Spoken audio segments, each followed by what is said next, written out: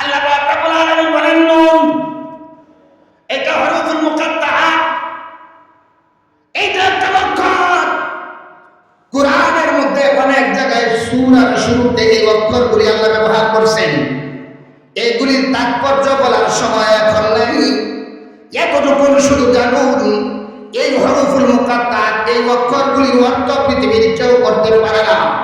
সাদ বলছে কোরআন শরীফ না বুঝিয়া যদি কেউ পড়ে তাহলে ওইটার দ্বারাতে কোনো ফায়দা হবে না, ওয়াজিব তরকের গুনাহ হবে। এ বন্ধু এবার বলতে চাই আলিফ লাম মিম, এই অক্ষরগুলি অর্থ কেউ জানে না। কাফ হা ইয়া আইন সাদ নুন, এই অক্ষরগুলির অর্থ কেউ জানে না। এবার তুমি যদি বলো অর্থ না জানলে কোরআন শরীফ পড়লে ওই কোরআনের দ্বারাতে কোনো ফায়দা হবে না, বরং ওয়াজিব তরকের গুনাহ হবে। তাহলে বলতে চাই আলিফ লাম মিম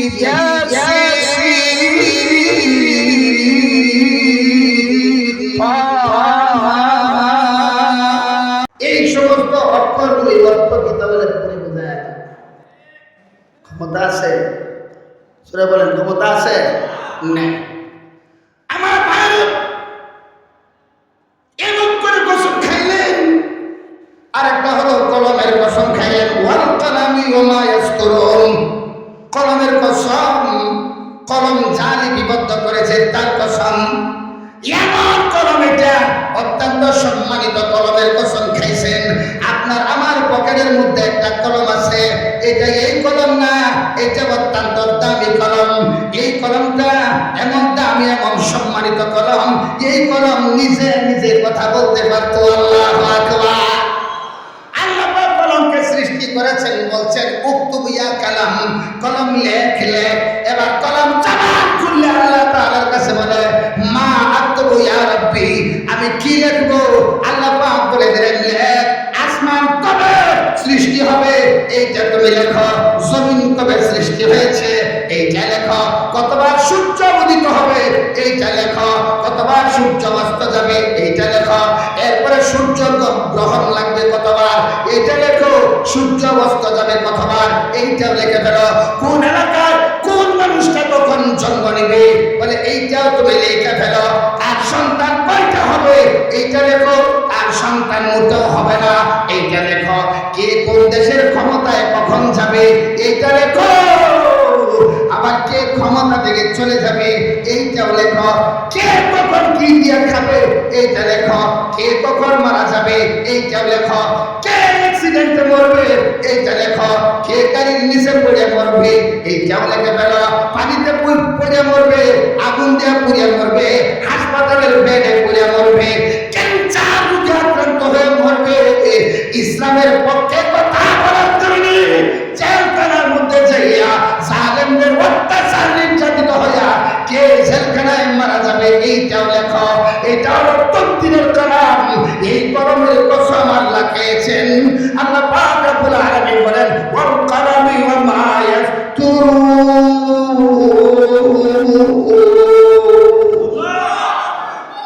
এইটা সেই কলম। এই কলমের লেখাগুলি খ্রিস্টানরা ভয় পায়, ভারত ভয় পায়, আমেরিকা ভয় পায়, ব্রিটেন ভয় পায়। এই কলমের লেখা, এটা হাদিস লেখার কলম, ফিকহ লেখার কলম, এটা ফতোয়া লেখার কলম, এটা ইসলাম লেখার কলম। এই বিদ্যা, এই কলমের লেখা বিদ্যা যারা অর্জন করবে এরা কোনোদিন দুর্নীতি বুঝে না, এরা চাঁদাবাজি বুঝে না, এরা সন্ত্রাসী বুঝে না। এই কলমের লেখা পড়ে ডাক্তার হইলে ওই ডাক্তার কোনোদিন অভদ্র হয় না, ইঞ্জিনিয়ার হইলে কোনোদিন অভদ্র হয় না।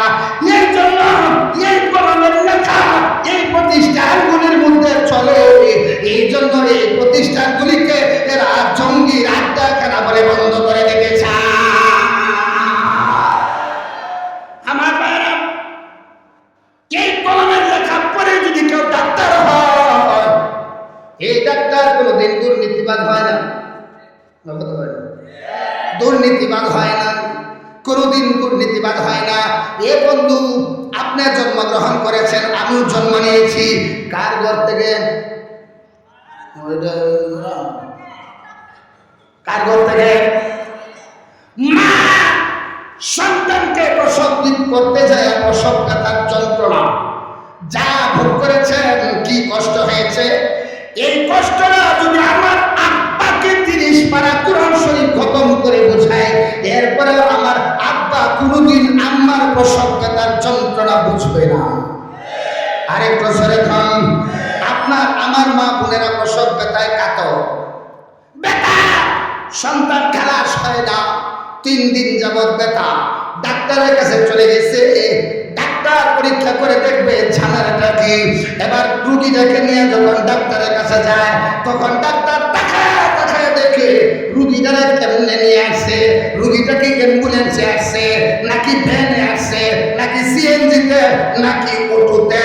যদি ডাক্তার দেখে রুগীটারে সিএনজি আপনার অ্যাম্বুলেন্সে অথবা মাইক্রোতে লয়ে আসছে, তখন ডাক্তার রুগীর দিকে তাকায় আর মুসগুলি পাখা জিজ্ঞাসা করে রোগীর কোয়ালিফিকেশন কি, স্বামী কি করে। স্বামী বিদেশি প্রবাসে থাকে, ঢাকায় গার্মেন্টসের জিএম পিএম। ডাক্তার বলে মাশাআল্লাহ, তাহলে টাকাওয়ালা কথা বলেন না কে।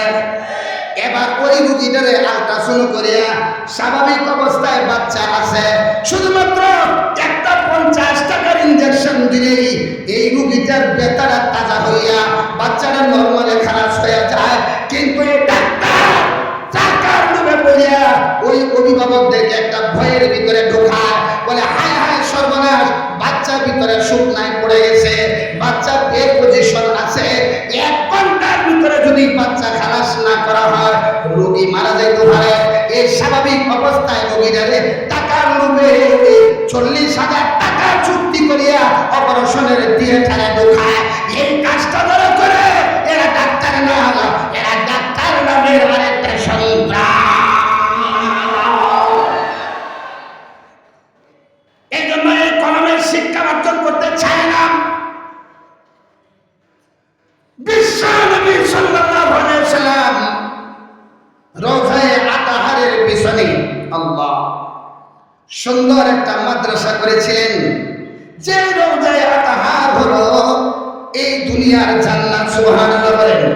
পাকিজাতুল আরজু সামাত জান্নাতুল কারার, পাকিজাতুল আরজু সামাত জান্নাতুল কারার। আরাম গাহে পাকে রসূলে আরবি है, आराम गाहे पाके रसूले अरबी है। आई तरके वतन सुन्नत महबूब इलाही, यही ये नबूवत की सदाकत की गवाही। बेइश्क नबी जिसने दिया दर्स बुखारी, आता है बुखार दोस्त बुखारी नहीं आते। साहिल से लगा दे मेरे इश्कों का सफीना, आंखों में दिखा दे मुझे मक्का व मदीना। আরেকটু জোরে বলেন আল্লাহু আকবার। এই জন্য এই কলমের কসম খায়া আল্লাহ পাক রব্বুল আলামিন ডাকতে বলেন, নবী গো মা আনতা বিনিআমাতি রাব্বিকা বিমাজনুন। আমি আল্লাহ পাক সাক্ষ্য দিতেছি আপনি কোনদিন পাগল না। আমি আল্লাহ সাক্ষ্য দিতেছি আপনি পাগল না, আপনি হলেন পৃথিবীর নিয়ামত পয়গম্বর। আল্লাহু আকবার। এই জন্য আমার ভাইরা, এই দুনিয়াতে একমাত্র বিশ্ব নবীর আদর্শের উপরে একমাত্র মুক্তি। সুরে বলেন কথা ঠিক না?